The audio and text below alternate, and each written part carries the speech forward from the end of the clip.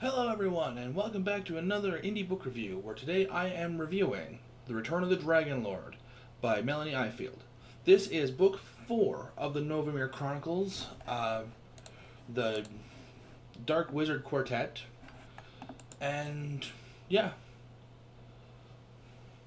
I genuinely really enjoyed the first 3. How did I like this one? Well, let's get into that, shall we?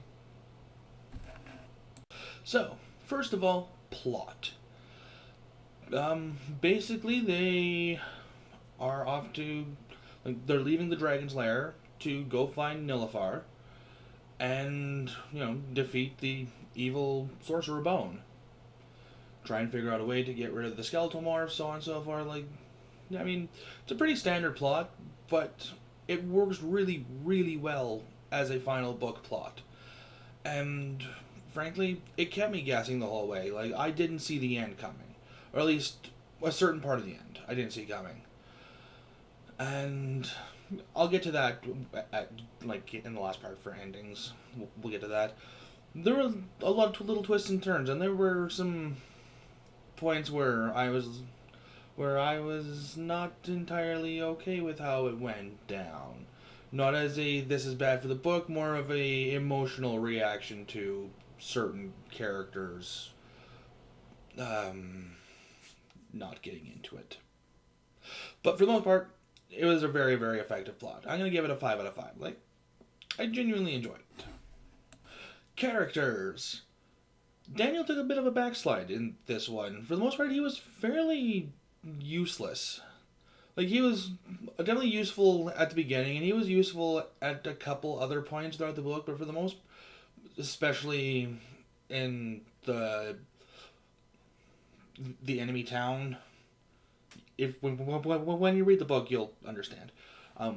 But for the most part, he was just kind of narrating the story to us. He wasn't really effective in any real way, except for that one point in the town and the end. At least from my perspective, anyway. That's just kind of how I saw it.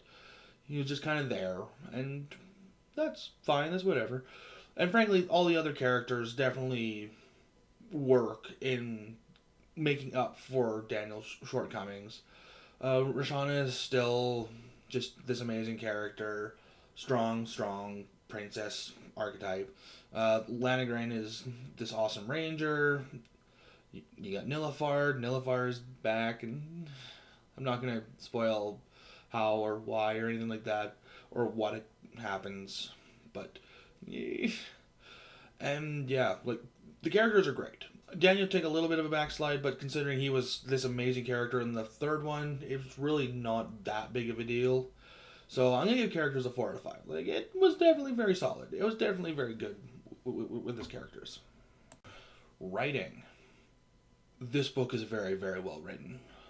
Like, in terms of it being like a kid's fantasy book, the expectations were not entirely high.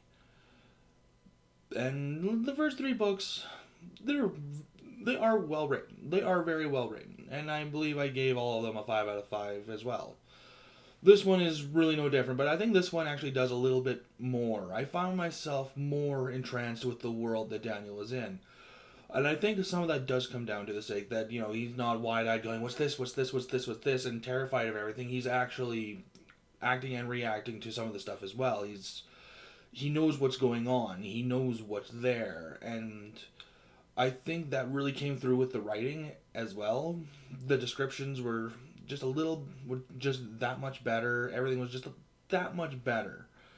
And I really enjoyed that. So writing is a straight up 5 out of 5. Imagination and research. Yeah, I gotta give this one a 5 out of 5 as well.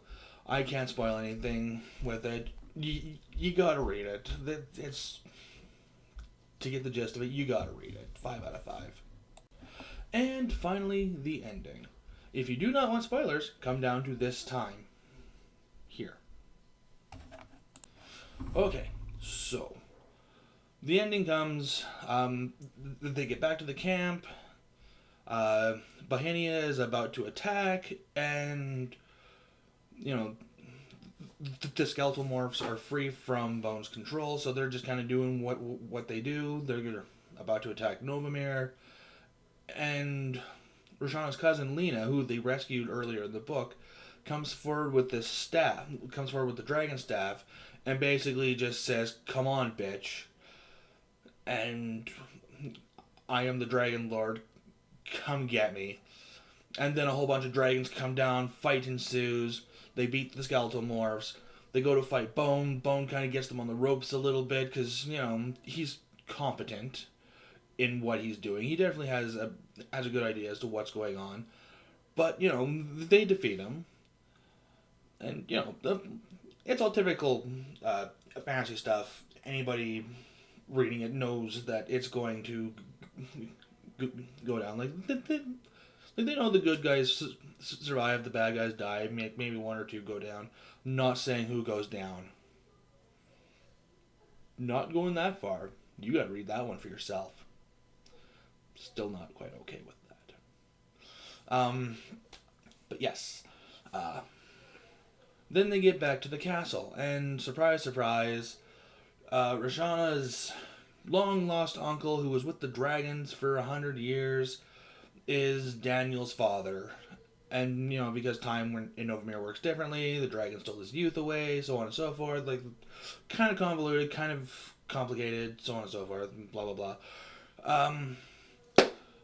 I kind of saw that coming. Not entirely happy with it. And for one reason. And it's something that I've always considered myself above. I've always found myself to be above the whole shipping thing. But Daniel and Roshana just worked so well. They just worked off each other really, really well, and now they're cousins, and now they... Oh, I've never got into the whole shipping thing. And now I finally found a book where I'm like, no, they would have worked so well.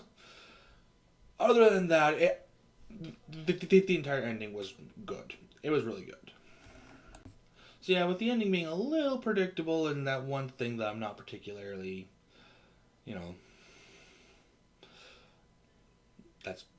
it's all a me thing. It's all a me thing.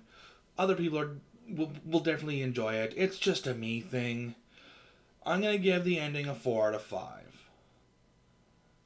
And it's mostly because of the me thing. Other than that one thing and the ending being, typical kids book fantasy predictable, it's a straight up 4 out of 5. So, yeah. So, all in all, The Return of the Dragon Lord gets a straight up 9 out of 10. It is fantastic. It kept me interested. I mean, the other books definitely did too, but this one continued to keep me interested as well. It's well written. The characters are just fascinating and good. They're very well written. It's just a very, very good book. And now, as kind of a bit of a bonus, I'm gonna just do a little bit of a quick review of the series itself. So, the characters are very, very, very well written. Loved them.